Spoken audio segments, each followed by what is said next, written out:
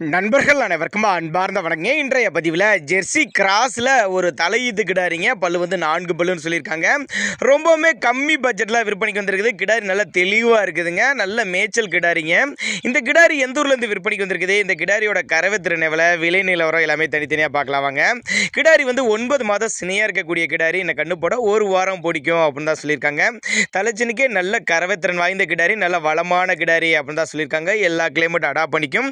வெயிலோ மலையோ எல்லாமே தாங்கக்கூடிய கிடாரி அப்படின்னு தான் சொல்லியிருக்காங்க. மதுரை மாவட்டம் காரியாபட்டி என்ற பகுதியிலேருந்து விற்பனைக்கு வந்திருக்குது.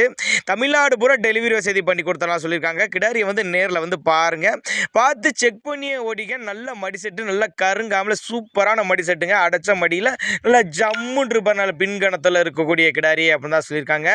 எப்போவுமே கண்டினியூஸாக 5-6 கிடாரிகள் இருக்கும், மாடுகள் இருக்குது. அதனால் தேர்ந்தெடுத்து எடுத்துக்கலாம், தாராளமாக கான்டாக்ட் பண்ணுங்கள் அப்படின்னு தான் சொல்லியிருக்காங்க. இதனுடைய கறவை திறனை பொறுத்தவரை ஒரு 12-13 லிட்டர் தாராளமாக எதிர்பார்க்கலான்னு தான் சொல்லியிருக்காங்க. நேரில் வாங்க, வந்து பாருங்கள், செக் பண்ணியே ஓட்டிக்கங்க. தலையீத்து கிடாரி 4 பல்லுனால கண்டினியூஸாக ஒரு 5-6 ஈத்து வரலையும் மெயின்டைன் பண்ணக்கூடிய கிடாரி அப்படின்னு தான் சொல்லியிருக்காங்க. கலரில் பொறுத்தவரையிலையும் பிளாக்குன்னு சொல்லலாம், இல்லை செம்புத்துன்னு சொல்லலாம் அப்படின்னு தான் சொல்லியிருக்காங்க.